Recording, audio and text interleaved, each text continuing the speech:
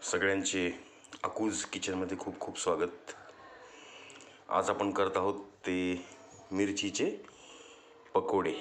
तर बघताय तुम्ही, या मी अशा पोपटी रंगाच्या हे मिरच्या घेतलेल्या आहेत.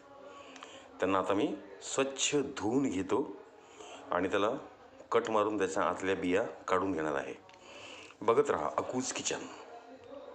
मस्त खा आणि स्वस्त राहा आणि बघत राहा अकूज किचन. बघताय तुम्ही, मी असं मिरचीला मधोमध असं कट करून घेतलेलं आहे. आता याच्यातल्या बिया आपल्याला काढून घ्यायच्यात आणि याला मीठ लावून ठेवून द्यायचं आहे, म्हणजे आपली भजी अतिशय उत्कृष्ट होतील. बघत राहा अकूज किचन. बघताय फ्रेंड्स, मी या सगळ्या मिरच्या अशा प्रकारे आतून त्याला व्यवस्थित असं मीठ लावून घेतलेलं आहे, म्हणजे ते अतिशय आपलं जे पकोडे जे होणार आहेत आपले ते खूप चविष्ट होतात. बघत राहा अकूज किचन. तर या सगळ्या मिरच्यांना मी आता मीठ लावून घेतलेलं आहे व्यवस्थित. ह्याला आपण आता 5 ते 10 मिनटं ह्याला असंच ठेवूया. तोपर्यंत आपण पीठ तयार करून घेऊया. बघत राहा अकूज किचन. मस्त खा आणि स्वस्त राहा आणि बघत राहा अकूज किचन. बघताय तुम्ही, मी एका बाउलमध्ये चण्याचं पीठ म्हणजे बेसन पीठ घेतलं आहे. त्यात थोडं कॉर्नफ्लॉवर टाकतो मी. तांदळाचं पीठ टाकलं तरी चालतं. त्याच्यानंतर धने पावडर आहे, बारीक केलेला ओवा आणि चवीपुरतं मीठ टाकून घेऊया. आणि ह्याला घट्ट आपल्याला म्हणजे पातळ असं हे करायचं नाही, भिजवायचं नाही आहे.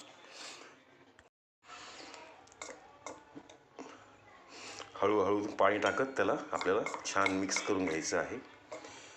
पाणी टाकताना गडबड अजिबात करायची नाही. थोडं थोडं थोडं थोडं आपल्याला पाणी ह्याच्यात मिक्स करायचं आहे, म्हणजे ते घट्ट व्यवस्थित जास्त पातळ होणार नाही.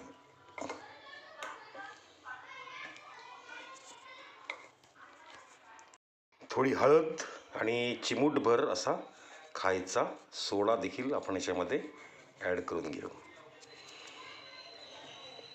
बघा किती घट्ट झालेलं आहे. किंचित त्याला आपण आता सैल करून घेऊया. ह्याला चांगलं फेटून घ्यायचं आहे आपल्याला, म्हणजे त्याच्यामध्ये गाठी राहणार नाहीत पिठाच्या. व्यवस्थित त्याला चांगलं असं जास्तीत जास्त फेटून घ्यायचं आहे. आता फेटून झाल्यानंतर आपण ह्याला 10 मिनटं आपण ह्याला सेट होण्यासाठी ठेवून देऊया आणि मग आपले पकोडे तळायला सुरुवात करूया. मी ज्या मिरच्या घेतल्या होत्या त्याला मी आता कापून घेतलेले आहे आणि त्याचे देठ पण मी काढून टाकलेले आहेत, म्हणजे ते तळायला आपल्याला सोपं जात आहे. हे आपलं कोटिंग तयार आहे आणि आमची पारंपरिक 100 वर्ष जुनी अशी कढई लोखंडाची मी आता गॅसवर ठेवलेली आहे. आता आपण तेल गरम झालं की आपले पकोडे तळायला सुरुवात करूया. बघत राहा अकूज किचन. मी आता आपल्या कोटिंगमध्ये मिरच्या टाकलेल्या आहेत. त्याला व्यवस्थित आपण पीठ लावून छानपैकी तळून घेऊया. बघत राहा अकूज किचन. आता मी याला तेलामध्ये सोडतो. तेल अतिशय मंद आचेवरच आहे.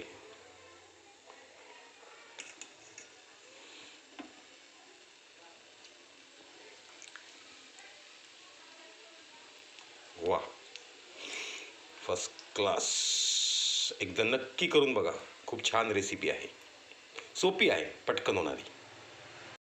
बघा फ्रेंड्स, आपली मिरचीचे पकोडे रेडी टू ईट. एकदा नक्की करून बघा. खूप छान डिश आहे, एकदम क्रिस्पी क्रंची स्वादिष्ट अशी. बघताय तुम्ही, एकदम छान अशी टेस्टी पकोडे रेडी टू ईट. एकदा नक्की करून बघा, नाही तर सरळ माझ्या घरी या, आपण मिळून या गरम पकोड्याचा आस्वाद घेऊया. नक्की या, मी आपली वाट बघतोय. खूप खूप धन्यवाद आणि मनपूर्वक आभार. बघत रहा अकूज kitchen. Please like and subscribe my channel अकूज किचन. थँक्यू.